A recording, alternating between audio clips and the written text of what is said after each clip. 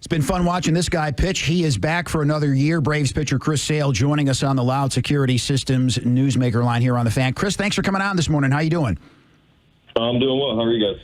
Good. Is it weird for you? Maybe you're used to it by now, but maybe initially was it weird? Everybody knowing what your options are, how much money you're making. I mean, everybody knows what you're doing. Yeah, it gets hard to tell people no, right? When they ask for stuff. Who was? It is a weird kind of thing, right? Because if I would just walked into Publix today and walked up to some guy grocery shopping and said, "Hey man, how much money do you make in a year?" He'd look at me like I have 9 eyeballs, right? So it is a unique situation, but you kind of, you just learn to deal with it. Yeah, the other thing you have to worry about is, let's just use that example of Publix. You're walking in there selling Girl Scout cookies, and you pack your pockets, and you go, I ain't got no cash on me, and they know who you are. You're sort of in a bad position every time you got to go buy all those cookies every time you walk in. Yeah, no, you always have cash on you. Yeah. Still be that guy. All right, so now that we got the nonsense out of the way, your thoughts on Walt Weiss getting the job? I was excited about it, man. Walt, you're talking about a very well-respected guy, not only in the game, but especially in our clubhouse. Guys, he's been around for a while, and been in the organization as the bench coach. So, that it's definitely going to be able to. It's an easier transition, obviously, going with someone and somebody you're already comfortable with. So there's a story around here that Freddie Freeman, when Brian Snitker was the interim, walked into the office and said, "That's our guy." Were you part of any of the Alex Anthopoulos conversations that he talked about the other day at the press conference? No, he didn't call me at all about, Well, I think Alex probably knows where I would have stood if he called me anyway. So, but yeah, I mean, I think that, it was nice too, because there wasn't, a lot of, whispers behind the scenes. Alex likes to keep a pretty tight lip, and what's going to happen, he wants to kind of keep, tight to himself, which is nice. So I'm glad it worked out the way it did. Do you know anything about Jeremy Hefner, or do you have any kind of relationship with him at all? I had a phone conversation with him. I think it might have been 2 days ago now. Yeah, no, I mean, obviously I know he pitched in the big leagues, and I know that the guys in New York loved him. So, I'll be honest, it was tough to see Cranny go. I loved Cranny. He was awesome to me.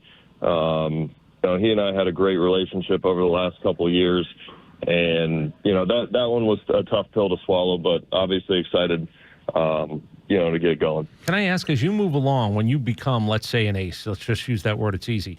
What's the relationship between you and your pitching coach, and how has it changed, do you think, over the years in terms of communication and everything else? I think, obviously, just knowing each other's kind of temperament and knowing, what makes it the guy tick. And honestly, just building a relationship. I'll be honest, I don't know how many times it was, the fun part for me was before the game start, right? We go out for stretch, and we're out there around 4:00. And, whether it's one guy throwing a bullpen or, let's say we had an off day and there's 6 or 7 guys that want to get out off the mound, it just seemed like there was always, a bunch of guys out in the bullpen. Bullpens would come and go. And then it just seemed like it just turned into either just kind of bouncing ideas off each other or just kind of story time out there. And just I think that's almost as important as kind of the X's and the O's and, pitch sequences and mindset, all that stuff. Just being comfortable with the guys that you're with and, because that obviously builds trust.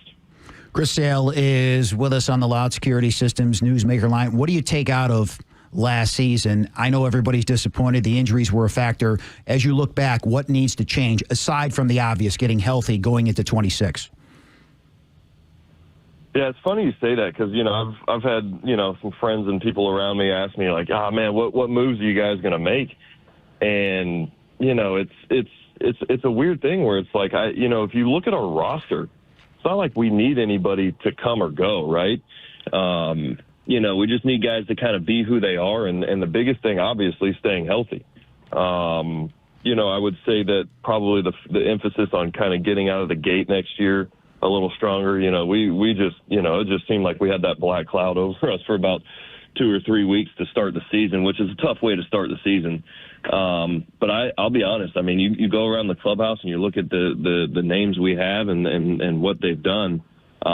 We just need our guys to be who they are and obviously stay as healthy as possible. There was this conversation, hey, why would Chris Sale even come back? September doesn't matter. Can you explain what it meant to you to be standing up and on the mound to end the season?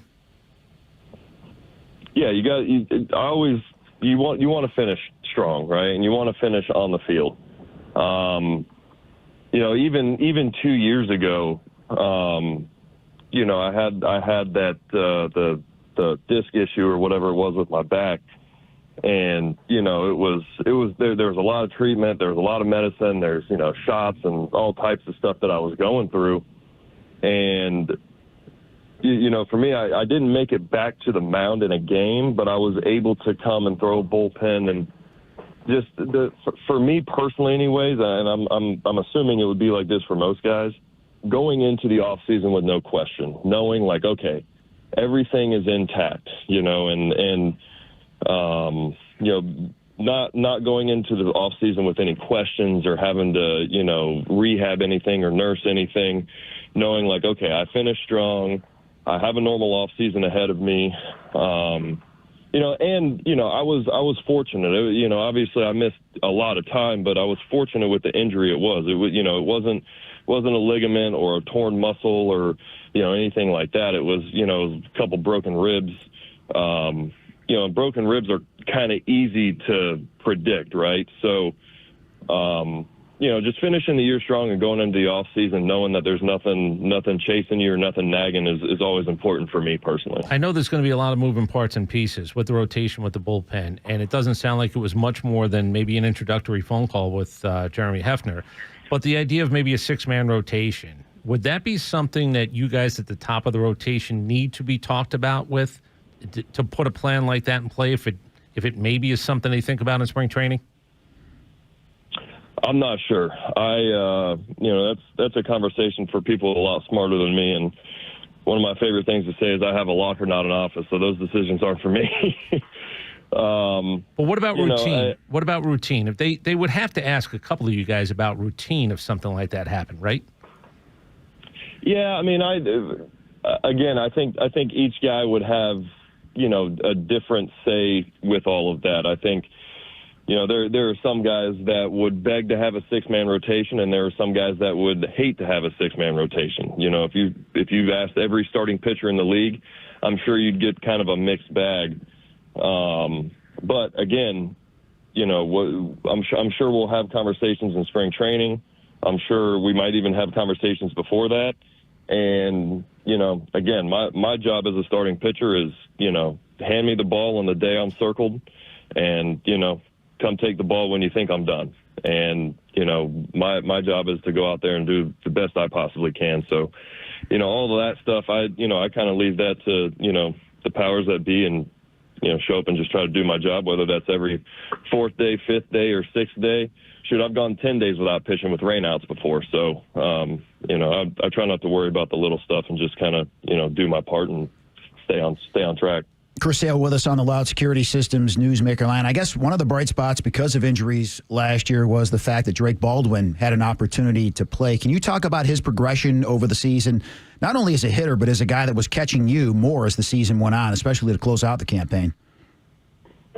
Yeah, I mean, talk about kind of a whirlwind, right? Like, you show up to spring training and not really knowing what's going on, and then all of a sudden you're the opening day catcher for the Atlanta Braves. I thought I'll be honest, I don't think he could have done any better, for being a young guy in his rookie season. And, I say the same thing about him, and I even made this argument for, Cal Raleigh with the whole MVP situation. Being a catcher is a much different beast than any other, position on the field, right? It's obviously the most physically demanding. I don't think there's any question there. On top of the fact that you have starting pitchers who all have different, a different arsenal. That you got, a bunch of different personalities that you're kind of managing and, kind of seeing how guys tick and, when to make mound visits, what pitch calling. And then on top of that, you have to go hit as well.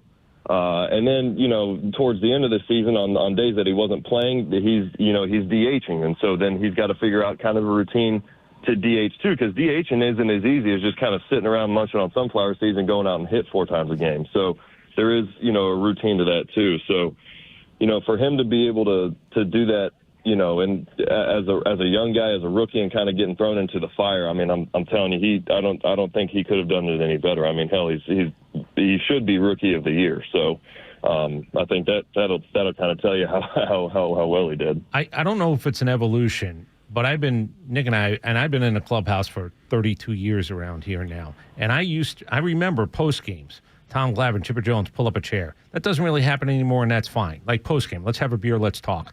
Guys like to talk a little bit more baseball.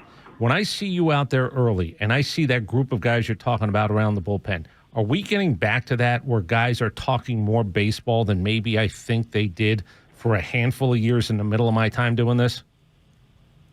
I would say for certain, just from a pitching staff standpoint out there in the bullpen, yes. The days of ripping, 9 darts after a game, ripping open a Marlboro and drinking 12 beers. We can't do that anymore. Y'all would be all over us for doing that if we did that every night. But I do think that kind of hangout piece, the talking shop, is coming back more. And even just, sitting in the dugout, you're talking about pitch grips or, just anything. I've definitely noticed, that kind of happening more often. What's the pay it forward part of your mindset now when it comes to, I don't know what you think you have left, what you physically have left, how many years it's going to be, but what's your pay it forward mindset now with younger guys? I think for me, I just want to be approachable, honest, and an open book, right? I think for me, if I want guys, no matter, I don't care if they're, 17 years old and A-ball, or if they got a year in the big leagues, if, no matter, even coaches, I want people to feel comfortable coming up to me and being able to have conversations with me and asking me questions. Through my career, I've kind of noticed I'm not big on, what pitch I'm going to throw a person in a certain count, or, I'm more of a mindset, a mentality, kind of when it comes to the mentality, the grind of it. If you ask me right now, hey, in a 2-2 count with a guy on second base, what are you going to throw, such and such? I don't do that. That's not really my thing. But what I can tell you is throwing a pitch with full conviction is about as good a pitch as any. And so, yeah, I mean, I think just being able to be approachable and just being honest with guys. I know it's been a long time. Do you remember being the guy who was on a back field, certainly not in a major league clubhouse down in spring training? And, it's only 100 yards away, but it's like 10 million miles away. Do you remember those days? And are you sympathetic or empathetic to the guy who now says that 100 yards feels like it's 1,000 miles? In terms of what, being on a backfield? Yeah, being on a backfield compared to when you're in the big field, and the idea of being 19 and not sure if you can do this just yet, and wondering who wants to talk to you and who doesn't, and what your place is, even in an organization. Yeah, and kind of to what your question was before, I think that my job is to make that person, whoever it is, feel comfortable to ask me questions and be able to approach me. And, I think, again, like I said, it doesn't matter if you were a free agent signing, if you were signed at, 14 years old out of the Dominican, or if you were a first rounder the year before. My job as a veteran guy and someone that's, accumulated some years in this, in the big leagues, is to be able to answer questions because, again, sometimes you feel like you're the only guy on the island, or you have no chance, or whatever it is you feel. I feel like my job is to be a person that can be approached and be honest with guys and just give them information that they're looking for. Because sometimes, you know how it is. You feel isolated. You feel like you're alone. You feel like, it's impossible. And then you just have a conversation with somebody, right? Like I'll call my dad, or I'll, talk to my mom or my wife or a coach or something. And 5 minutes later, I'm like, all right, man, I'm not 6 feet under yet, so I got a chance. I think being that guy will help a lot. I don't know if you'll give a name, but who is the all-time dart ripper that you've actually been around in the bigs, and who's the all-time, I don't know, post game? No, I'm not throwing anybody under the bus. I got a few, but I'm not going there. This man talked to the Boston media for years. He's savvy. You're not going to get anything past him. Yeah, I don't need to get any hate texts after this. Be like, man, what are you doing? Are you back on when will you be back on a mound? What's your routine now to lead up to February? So probably the first week of December. I wanted to get back to getting off the mound a little sooner. So last year I got off the mound a little later, and in my mind I was kind of thinking like I'll save my arm a little bit, but it ended up I kind of created some bad habits with not getting the reps that I needed, and I think it was very visible in the first month of the season where I was just out there throwing primetime batting practice. So I think getting off the mound earlier and getting more reps with less intensity is going to help me out a lot. So I'm probably what's today? Actually, today's my mom's birthday. Happy birthday, Mom. So I'll probably the first week of December start getting off the mound, and then once the first of the year turns out, then that's when I'll start kind of ripping stuff. All right, well, happy birthday to Mama Sale, and we appreciate you coming on, and we'll see you down there in February. It's right around the bend, Chris Sale. Sounds good. Appreciate it, guys. Thanks, you. Chris.